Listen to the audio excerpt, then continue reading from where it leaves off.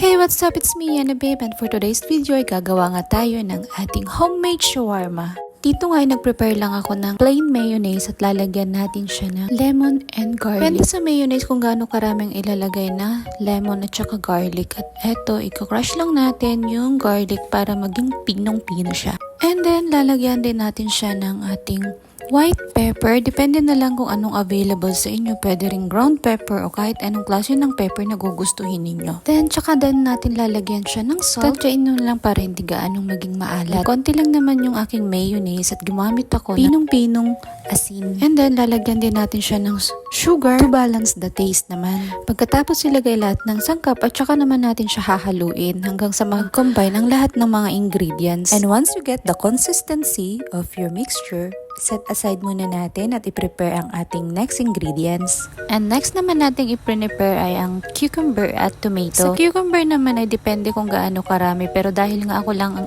kakain, kaya 1/4 lang ng cucumber ang aking kukunin. So dito, slice lang natin. Depende sa kung ano ang drip ninyong slice ng cucumber. Dito naman gumamit ako ng side slice. Minsan, ginagamit ko or ginagawa ko siyang cube para mas cute siya tignan. Pero dahil nga ako lang ang kakain, ay walang munang kaarte-arte. And next naman natin ang tomato. Eto, half lang ang kukunin natin dito sa tomato. Huwag din natin kalimutang hugasan bago natin hiwain. Dito naman ay kalahati lang ang gagamitin natin dahil nga isa lang naman ang kakain. Kinat ko nga siya ng pa-cubes para naman maiba yung shape niya. At eto, nahanda ko ng ating cucumber and tomato. I-next naman natin ang susunod na mga ingredients. And kumuha lang din ako ng kaunting sibuyas. And kumuha lang din ako dito ng kaunting sibuyas. Dito naman sa onion, depende na lang kung anong available. Pwede rin natin gumamit ng purple o itong white. And then, tsaka natin naman hihiwain siya ng pa-cubes din.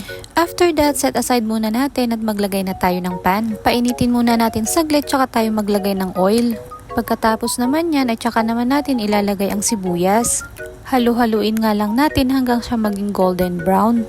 At kapag okay naman na ang kulay ng sibuyas, tsaka naman natin ilalagay ang pork mince. Yung pork mince nga pala dito na ginamit ko ay yung mga natira namin nung nakaraang araw. Bali, eto nga ay nagisa ko na pero wala nga lang sibuyas dahil ayaw ng amo. Pero dahil ako naman ang kakain, kaya nilagyan ko na lang ng sibuyas. Pwede rin tayong gumamit ng fresh na sibuyas at separate from the pork mince. Dahil nga sabi ko ako lang naman ang kakain ay minix ko na lang siya. At eto, niglagyan ko rin ng garlic powder pampalasa.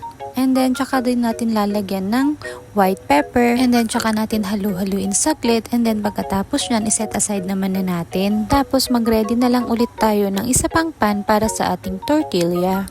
Sa pag-heat up nga netong tortilla ay hindi na natin kailangan pa ng oil. Kailangan lang natin siyang painitin at antayin mag-golden brown. At kapag okay na, iset aside na rin natin. I-assemble na natin ang ating mga ingredients, pork mince, tortilla. At dito nag-prepare lang ako ng 4 na piraso. At eto nga, hinabol ko pa tong lettuce kasi nakalimutan ko siya kanina sa first video. Kinat ko nga lang siya into half. And then, eto na ang ating mga ingredients for our dinner.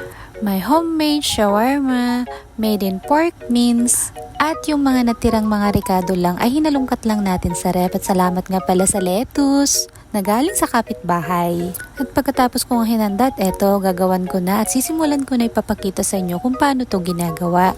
Una ko nga pinatry ito sa mga alaga ko at nagustuhan nga nila. At kwento nga nila kay madam, kaya naman nagustuhan din niya. Grabe, nagiging request na lang din nila nito. Ito nga ay easy lunch or easy dinner kapag hindi naman nagaanong kagutom yung mga tao sa bahay ninyo. Nag-request pa nga ang alaga ko na gusto niya itong maging baon, pero sabi ko hindi siya advisable kasi may tomato. At dahil nga masisira at hindi rin siya gaanong kayami pagka nakain na sa school, kaya naman sinabihan ko na lang na dito na lang niya kakainin sa bahay.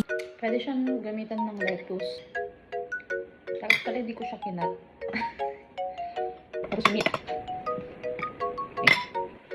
Tapos lagyan ng white sauce. Tapos spicy. Kaya, ano ba? At hanggang dito na lang muna. Paalam. Happy eating!